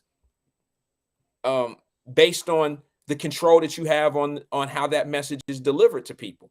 And in rap music, it's cool to drink lean and smoke and do all this old shit. And if they are the ones that are promoting this, and we find somebody like Kanye who's trying to tell us, like, look, they making money off of this. They're making money off of this. They don't want to have those conversations, bro. And then when you muzzle them by using anti-Semitic, it's just a code word for shut the fuck up. That's all it is. That's it. That's all it is, bro. And that's why I had a problem when they said that about, listen, man, I don't even know what the documentary is. Y'all got to understand, it's not about the documentary. It's the fact that this man was exploring. And when people don't want you to explore, I got a problem with that. And he didn't even come with an opinion on his exploration. He didn't come with an opinion, bro. He just put it out there, telling me that he was seeking more information, which means if I put the KKK on my page and it's a documentary, is that saying I support KKK, or am I looking for Emmanuel's, Samuel Carpenter, Victoria, Janice? I'm looking for everybody to give me feedback of this documentation. Let's talk about it. Look, it's like what Angela, because I was just reading a story and something about it, the story, the headline of the story said Louis Farrakhan attempts to defend Kanye West and it backfires. So of course, now I got to go check out what did Louis Farrakhan say. It didn't necessarily backfire. And it didn't necessarily backfire. Well, I don't know if it did. I'm saying I didn't see what he said, and I didn't see why they said he backfired. I didn't get a chance to read the story. I just saw the headline. But if I run across him giving a speech about this, and I'm like, okay, that's interesting. So I'll post a link to that speech. Right. But that don't mean I agree with everything that he says in that speech. That just means, hey, this is, might be good for consumption for you to just take this and bounce your beliefs off of it and, kind of see another perspective and weigh your perspective against that perspective to give you even more perspective. That's kind of what we do. That's why a lot of us watch a lot of different stuff we may or may not agree with, but it helps us in some way, shape, or form develop a more round opinion of whatever the subject is. Right. And that seemed to me like what Kyrie Irving was doing. Yeah. It only makes sense. So now what? If I post a link to Louis Farrakhan's speech, I'm anti-Semitic now, right? Well, yeah, you gotta be, because you support Louis Farrakhan because he said something in regards to this situation with Yee and him. Now, I do have a question. Have you seen the latest video of Kanye West making making a comment about they can't shut him up? I haven't. Well, he apparently he said he was not going to do social media for 30 days. And, he can't really do that. But somebody came into his space, stopped him in the car. He was being driven by somebody, stopped him in the parking lot. He rolled the window down, and I think a question or two came up. It led to him making some comments. And he said, they can run Beyonce, they can run Jay-Z, they can they can LeBron James, they can keep them quiet, but they can't keep me quiet. And then he made a comment. He said something like, my mother was even sacrificed. Now, see, now he's in a space again where he's going to start battling the black favorites, and when you start pulling names like LeBron James and Beyonce and Jay-Z, Bill Cosby and people like that, when you start bringing in these names, the community could easily turn on you once again. This is when they start talking that he crazy shit. But he did make some comments in his last appearance on a clip. And he said, it's up from here. They can't shut me up. They can control Beyonce. They can control Jay-Z. They can control LeBron James. And then he did mention something about the Louis Farrakhan in there. He said, I don't really like what Minister Farrakhan said, but we can get on the phone. See, that's how I know it wasn't really no disrespect. He might have had a misunderstanding about something what Minister Louis Farrakhan said. But when he makes that invitation of saying him and I need to get on the phone, that lets me know that he's going to probably iron this out with him. And he needs some guidance. He needs somebody to be able to let him know, like, bro, like, you're not saying anything wrong, because that's what Louis Farrakhan is saying. He's not saying anything wrong. Louis Farrakhan is probably the only black man in America that can say it with conviction from the stance of what it really means and not be canceled, because he don't care if the Jewish community, he obviously don't care how the Jewish community feel about what he believes to be true or non-true. He don't care what they think. And he did reach out a branch to Kanye and say, hey, bro, you're not saying anything wrong. And he has a lot of instances from Sam Cooke to a whole lot of people that's been played in the industries, and it's fitting right into what Kanye's been talking about. Well, I'm gonna definitely go check out what it is that he said, because again, I wasn't aware that he'd spoken on it. So yeah. I'm gonna definitely go check it out, and I might end up canceled, bro, because I'll probably post a link to it. Well, it's been out. It's been out. If you get canceled, you and 200,000 other people, it's been out for a minute, a day or two now. And you've seen the one of Farrakhan talking. Have you seen that Farrakhan's latest one when he's talking? He's sitting in the chair and he's talking about Kyrie and yeah, no, that's what I'm saying. I haven't seen it. I haven't seen it. I thought you were referring. You haven't seen that to what Kanye said lately. No, I haven't seen what the minister had to say yet. Okay, yeah, he's telling them like, hey man, he's not saying anything wrong, but these guys are unfiltered and they're not saying, Kanye and Kyrie can't really. They're not presenters like that. They're not presenters. So even if they had time to write a speech, it's not quite as swift and suave as Minister Farrakhan's would be. But it's deep water when these guys that can't really articulate the real meaning of what they mean. It's deep water. They can get out there and sound anti-Semitic. There's no doubt in my mind that Minister Louis Farrakhan, by the definition of anti-Semitic, he is definitely the definition of it, because his truth and his facts that he bring up, it'll make anybody feel like now I'm not saying I agree with every perspective that he gives, because I don't call anybody evil. I don't call anybody I don't think that a whole group of people represents, a few people represent everybody. I don't think that. But Louis Farrakhan don't care how they feel. Yeah. And somebody asked me, lastly, for me, somebody asked me, you know, why do you keep talking about this? Like in my life, ain't nobody running nothing. You know what I'm saying? Like, I don't have those issues. So why do you keep talking about it? Like, why do you keep bringing it up? How does that change your life if Kanye or Kyrie or, you know, whoever, whatever, why do you keep talking about it? And for people who are wondering that about me, my issue again ain't whether or not these people are anti-Semitic. They haven't said anything that I perceive as anti-Semitic. But again, that ain't my issue. My issue, my initial issue was watching the black people tear down other black people to defend Jewish people. And some of these black people were the same black people who wouldn't defend a black person to save their own mama's life. Like, I'm always like, why? I'm all about us being together as best as we can. You know what I'm saying? Like, don't bash black people.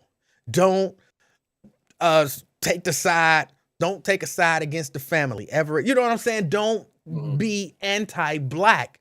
You black. Right. Stop being anti-black. That's where I am most of the time with everything. And so it really did hurt my heart. I was trying to not pay attention. This is when it was just Kanye. I was trying my best. I'm not pro Kanye. He done said some stuff that I didn't like, but I wasn't going to necessarily throw the brother away. I wasn't going to attack nobody else for defending him, and I wasn't going to attack nobody for coming after him. But again, what bothered me was watching or reading black people attack, not just disagree, attack black people to defend Jewish people. And I'm like, stop doing that. Stop doing that. They don't need you to do that. They got that handled pretty good. If anything, just stand up for brothers. Stand up for the idea that a brother got a right to his thoughts, and he shouldn't be whipped for thinking things that offend somebody. Stand up for that. And if you do that, I don't really care where you fall on the, is he anti-Semitic? Should he have tweeted that or posted that link or whatever? I don't really care where you fall on that. Just stop attacking black people. Stop attacking. Yeah. Show some solidarity in some way, shape, or form. And then that'll make me happy. So that's why I keep talking about it. I get it. Like I said, the Jews, to my knowledge, ain't coming for me. So I'm not anti-Jewish, and if the Jews is running Hollywood, I'm not in Hollywood. I doubt that I'll ever make a movie. You know what I'm saying? They won't ever have that, but that ain't my thing. My thing is us. That's my thing. Yeah, I think my problem, I mean, I don't mind talking about it again tomorrow because the thing keep changing, because some of us understood where this thing was straight out the gate. Some are just now catching up with the spanking and the, you know, some of us already knew when that type of action was taken on Kyrie out the gate, that it was going to linger on, and there were going to, some things were going to be exposed. Like when the punishments start coming out, it was going to be unfair. I seen this already in advance. And then I seen where it came from. I just knew that it was wrong out the gate. Somebody sent me a screenshot the other day, and somebody on their screen, in that screenshot, it showed somebody said, Wyatt, take a look at this. And it was somebody said the black people that are rooting for Kyrie, or it didn't say it, that I'm paraphrasing, basically said that it's fake outrage, that we're mad about what's going on with Kyrie. And these are usually people that will sell out themselves. And what I mean by that is their argument is he needs to be quiet because he's fucking his money up. My argument has always been usually people who say shit like that ain't never really had no money, so they can't be content, which means you may not fall. You may not, trying to be add as much diplomacy as I can on this argument. some of us are guided by money, and you don't mind who has the carrot dangled out in front of you. Some people have enough money where they can be content, and if you cancel them, they cool. Like you said with Dave Chappelle, you know, he got his farm and all that. He's cool. So if you cancel him, his career is over. He's content with what he's established in his life. The people who generally think the opposite of that, they trouble me. They make me feel like I got to be careful of this dude, because him or her might, you know, they're willing to take whatever to sell us out and pass bad messages, do whatever they got to do to get the bag. And you know, your morals have been compromised when you do that. And I seen that happening to Kyrie, because he put a post out, bro, with no opinion on it. They assume that he, you know, and when you do that, they flex the power by telling you, first of all, take it down. And then I seen in the interview where it was going when they was asking him about it.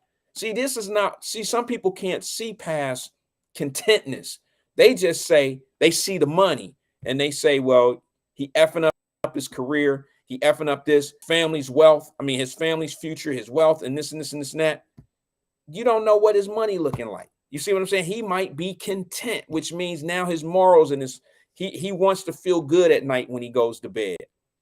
You know, and I know he has a great heart, okay, just by some of the things he's done with his money. Mm-hmm.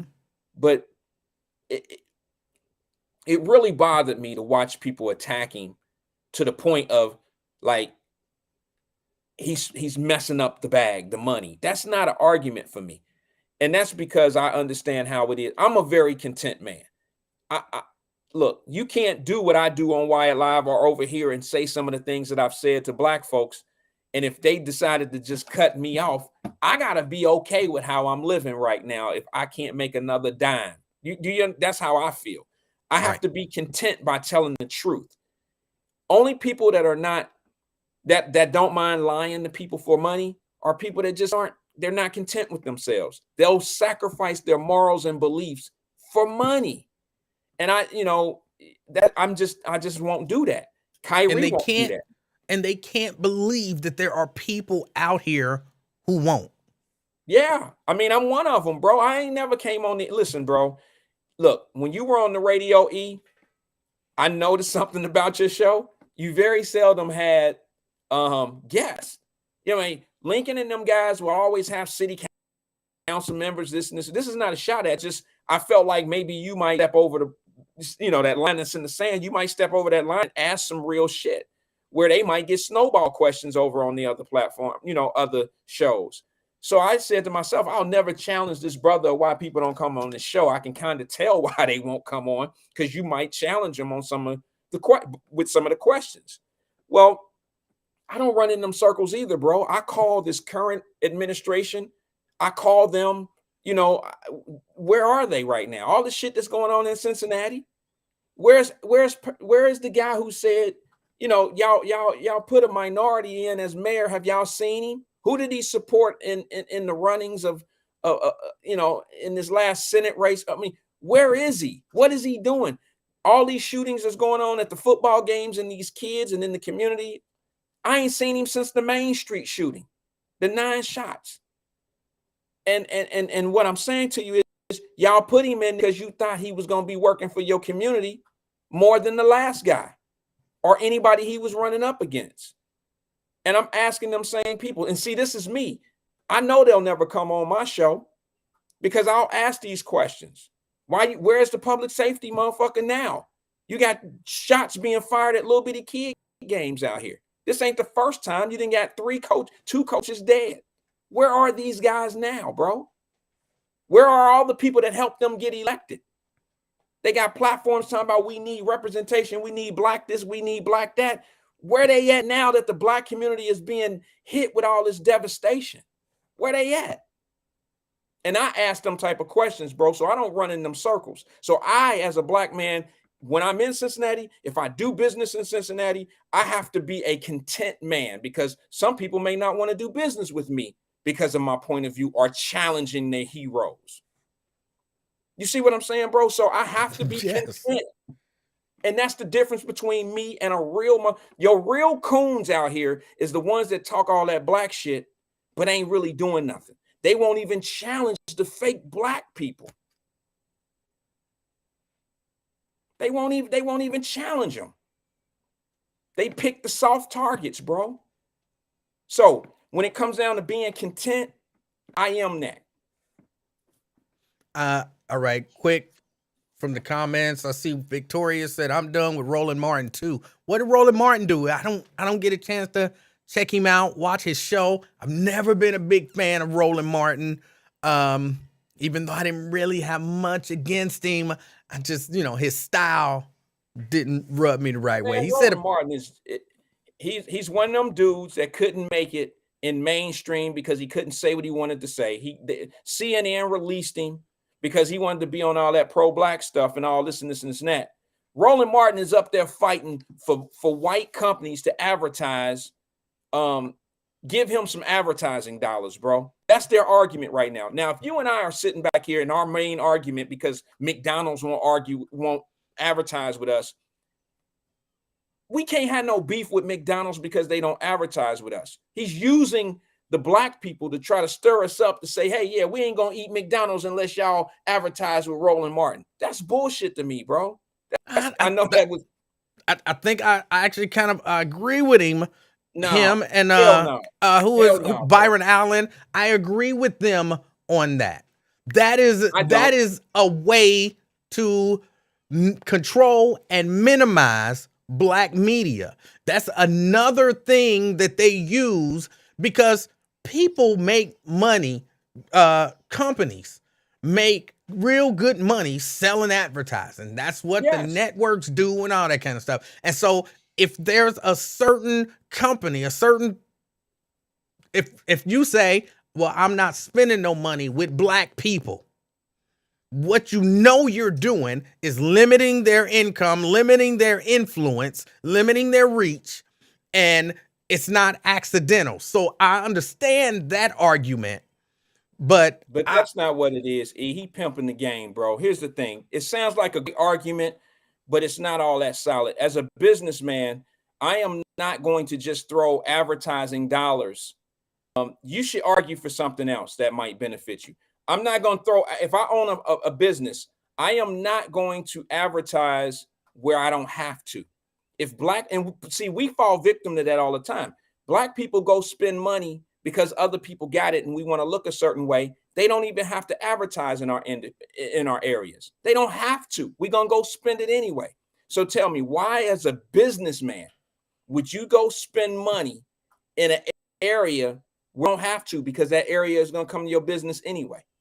Why would you do it? But the same could be said for anybody else. The same could be white people gonna go to McDonald's, period. McDonald's is McDonald's. Before kids can talk, kids know McDonald's, I want McDonald's before they can even talk. Why? Because they've been watching TV and hearing. It is a thing, and they understand that. They don't have to, I don't know that McDonald's has to advertise to be McDonald's. They do. If they have to advertise to white people, they got to advertise to black people too. I'm just saying, I understand that argument. I understand Byron Allen. I get the argument, but I also see the selfishness in it. I see the fact that, okay, why don't he argue? See, my thing is this. I can't argue for something that I'm the beneficiary from and call it's for my people. That don't work for me. Do you understand what I'm saying? I can't say that that they need to be spending their advertising dollars on the king and I, but it's not really benefiting the people. It's benefiting you and I. See, that's the problem that I have with the argument. I'm not saying that they shouldn't spend some money with us, but as a businessman, I would say marketing is 70% of your business. 70 to 75% of your money goes towards marketing. I'm not going to market to a group of people or area or whatever demographic it is. If they gonna come spend the money with me anyway, I can use that in more prolific areas that I know I'm struggling in getting the attention or where I need to do. That's what I'm gonna focus it on. But it's still a pimp game, bro. When I look at somebody like Roland Martin, who is trying to get them to advertise on his platform and call that a benefit for the people. Yeah, he can get some advertising dollars and it'll make his company last longer. But bro, that ain't necessarily benefit you and I. I don't even watch his show. But don't use my back to benefit yourself. Do you understand what I'm saying? I understand what you're saying, but you kind of have to in that instance. You kind of have, because it's not just that they're not advertising with me.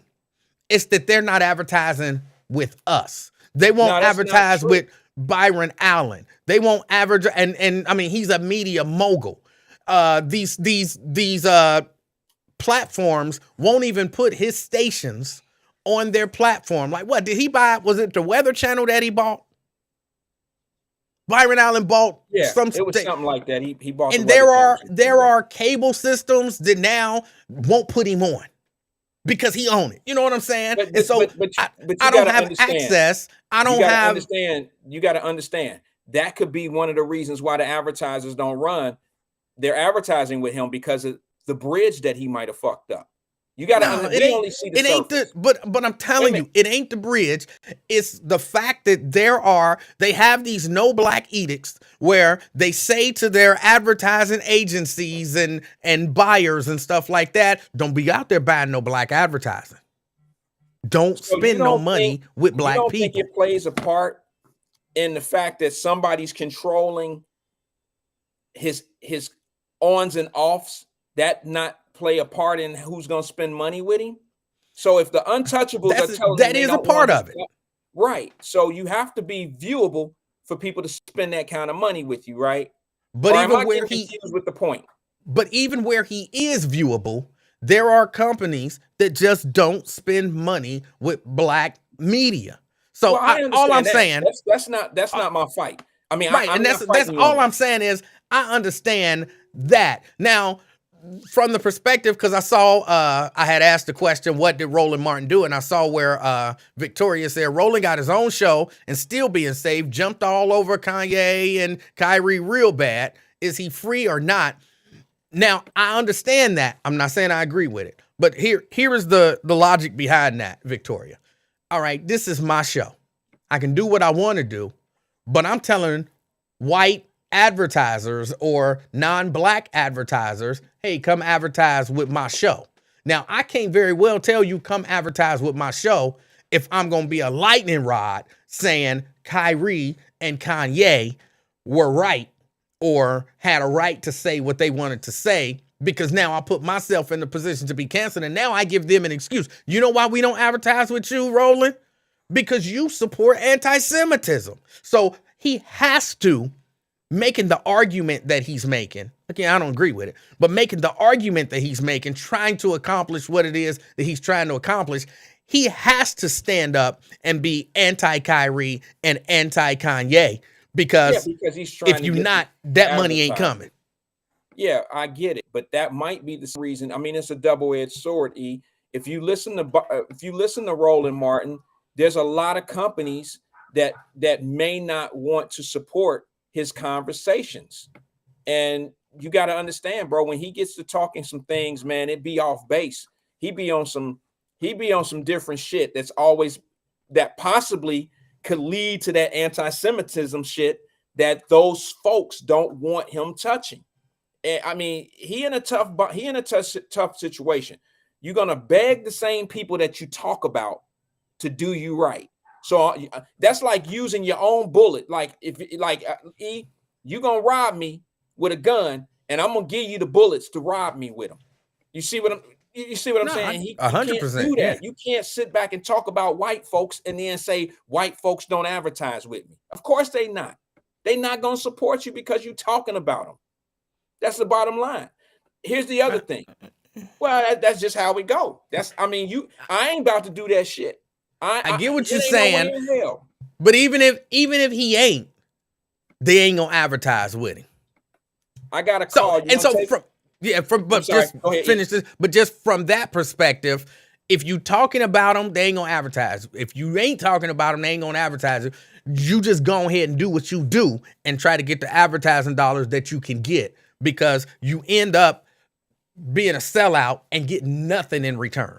Yeah, but do he make that same reference? Does he call out the same black-owned companies that have company? And like, I don't know why everybody think black folks so damn broke, but we got multi-million-dollar companies in America that are black-owned, and I wonder if he makes that same criticism of the black-owned companies that are not advertising on his network. Probably I wonder don't. that. Let's take a call, bro. Good evening, right. caller. This is the King and I. Who we speaking with? What's up, this CK? CK, what up, though? Hey man, this is a great show y'all having. It's just like what Emmanuel was saying. Like, you're supposed to be for your people, but then who are your people? Are the people the ones that turn on you and said you was anti-Semitic when you wasn't? Like me personally, they always tell me you should vote. If you don't vote, your opinion don't count. As if you do vote, your opinion counts. I voted straight blue down the middle. My opinion don't mean nothing. You know what I mean? It don't. My people don't look at me like, oh, that's a good job. You vote. It don't mean nothing.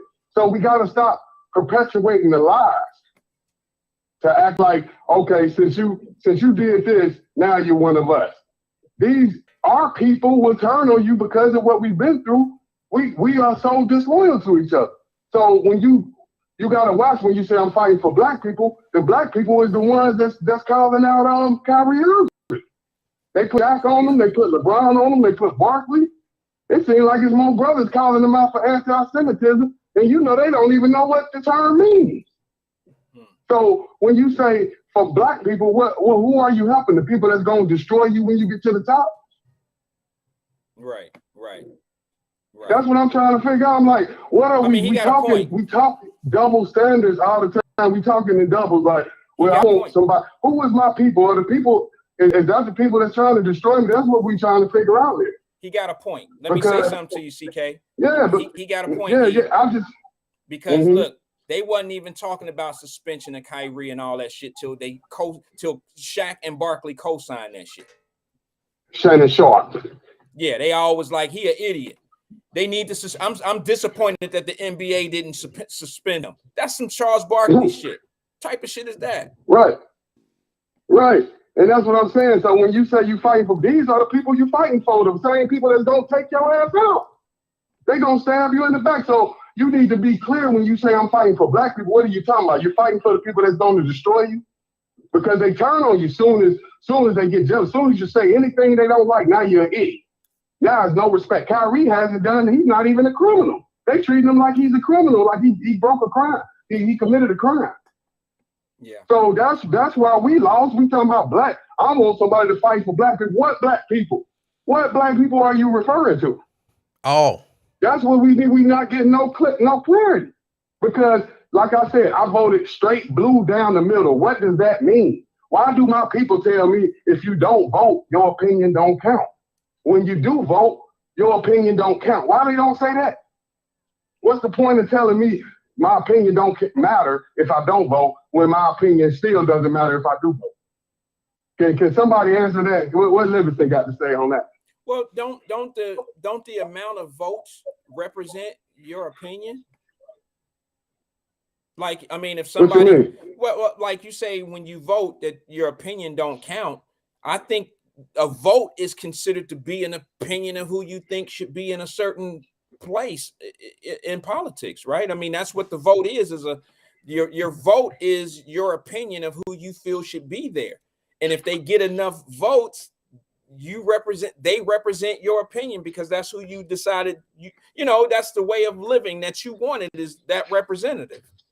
That's kind of like, yeah, go ahead. No, I'm just asking. Maybe I'm wrong. I'm just curious to know that when you vote. I'm just trying to say the moment I say something you disagree with, you throw the whole person away. You label me something. You either throw the person in prison or you label them anti-Semitism. You seen a number of black men get destroyed by their own people. So don't tell me that my vote counts when the moment I make a tweet, you can just throw me all away. But the whole time you keep telling me your opinion, it doesn't matter if you don't vote. No, it doesn't matter. My life doesn't matter in America no matter what I do. If I'm black, because my own people is the one that can't wait to destroy me. Why we don't want to talk about how much we can't wait to destroy each other because of the jealousy, because of the envy, because of the success. I think most people want Kyrie out because he didn't refuse to take the job. That's what a lot of this might be about. Well, I'm sure there's some factors there. There is some truth to that. I will say that he did that holdout has a lot to do with how people, how the powers to be perceiving. You got to understand. Hold on, let me. You got, I think, a gang fight going on in the background, CK. Right. Put the knife down. Put the knife down. They getting rowdy at the chicken joint. They done got it started, boy. They done called me, man. Jeez. Hey, but anyway, all right, CK, I appreciate you, brother. Yeah, man. But you see, yeah, I just had to like get the it Uber there. lips. So where he at? It sounds like the Uber just pulled up. Let me say, CK, I don't know if you can hear me. Yeah, I don't. Emmanuel saying something to you, brother. I don't agree. Right. I've never agreed that if you don't vote, your voice don't count. I've never agreed with that. I believe your voice count because you're here and you deal with everything that goes on here. So I've never agreed with that. I kind of agree with the idea that you were kind of floating like, hey, why am I standing up for black people when black people are the same people that's going to turn their back on me? And I understand that. That's why we got to fight for more unity amongst ourselves. Because if we all buy into the idea that, well, I can't stand up for black people because black people going to attack me, then we just all attack each other. And as they say, then the terrorists win. You know what I'm saying? Don't buy into that. You stand up for black people as best you can. When I'm not standing up, you know what I'm saying? If you run around murdering people or drugging people and raping them, I'm not standing up for you. I'm not standing up for that. But for righteous people doing righteous things, being attacked unjustifiably, I stand up for you every time. Yeah. Right. And I agree with that. I'm just saying, you see with Kyrie, how many black people, if we just was unity on that, that could show you this guy is trying to do the right thing and he's being attacked. He's being attacked by his own people. If we just stood together on that one thing, we could make progress. But this is why he is forced to apologize. But we knew when LeBron and Shaq was doing that, we knew they was going to backpedal because LeBron, he knew when he was saying that, he was going to get backlash for what he was doing to Kyrie. And then the next couple of days, he started crying about the lashes. To the whoop, y'all whooping them too hard. Yep. Yeah, well, these guys should have seen the lashes coming a long time ago. It didn't take me day 2 or day 3 to see the punishment that was going to follow, him being ordered to take something down. I knew there was going to be some lashes coming. Only those that, slow to the beat didn't see it coming. I seen it, and that's why I fought for Kyrie on day 1. We all did, all 3 of us. And like we said, I told Emmanuel this from the jump: respect other people's opinion. You don't have to agree, but don't throw the whole person away just based on the opinion. It don't matter what you say. At least we know you're being honest. Because now if you are racist, well, at least he's honest with his racism. That's good. We are in America. It don't shock me if a person is racist. You know what I mean? But from 400 years of slavery. So let's deal with the honor of being who you are. Like, okay, he's a racist. Yeah. Boom. That's more honorable than acting like you're not. Like all the NFL owners, they still don't have one black owner in the NFL. This is appalling. And you're doing good by boycotting the NFL and boycotting the NBA. This is something Emmanuel is doing. That's a good thing. All right, CK. Yep. Appreciate y'all. Appreciate you, brother. Yes, sir. All right, man. That was CK. Wyatt. Yep. Man, I got to get out of here. I got a restless little baby. Been sitting here calmly for 2 hours. I understand, brother. I feel her pain. All right, man. Well, I appreciate you having me today. I appreciate everybody being here and allowing us to step into your homes or your car or your wherever iPod, wherever you watching this from. Appreciate it. Wyatt, I'm assuming you're not Nah, going back on today, right? No, not today. I got some things I gotta do. I'll be on tomorrow at 5 o'clock. E, you on tomorrow at 3? I intend on being on tomorrow at 3. Now, my understanding is I'm a little on call. So if something happened, with the network and all of that kind of stuff, told you I picked up this other thing. And so we dealing with getting stuff to the network by these deadlines. I don't think anything gonna happen, but if it do, I'll let people know. But I fully intend on being here tomorrow. Please do, brother. Can you give us a courtesy of maybe a post if you're not gonna make it? Because I'm a fan of the show as well. And I'm about to throw you under the bus, man. We can't have these no call, no shows and shit. We depend on your show each day. So please give us a form, give us something and let us know if you're gonna make it or not. I think I only did that in the past. I don't know how long. I've only done that 2 or 3 times, I think. I know, brother. I'm just giving you a hard time. I'm speaking for the people. I'm one of the people. Let us know when you're gonna make it. Let us know when you're gonna make it. All right, I will do that, brother. And listen, man, you do a great job on your show. I inspire to be you. I really do. You're a great guy. If y'all don't know, this dude is the same dude on and off of the camera here. He's a great guy. I want to call him something nasty so bad, but he's a likable guy. Hey, I appreciate that, man. And your family. I enjoy everybody here. Thank you. And hey, I hope something amazing happens in your life. You, Wyatt, and everybody watching. I hope it happens today and that it's life changing. And I really mean that. I really hope that for you. All right. I need to get this little baby up and work on some sight words. All right, man. Go finish one of them projects. Get that moped done, damn it. All right, man. Peace and love to everybody, man. I'm Wyatt. That's E. I'm the King. We'll catch you guys next time. We'll holler at you, man. Thanks, E, for having me. You forgot.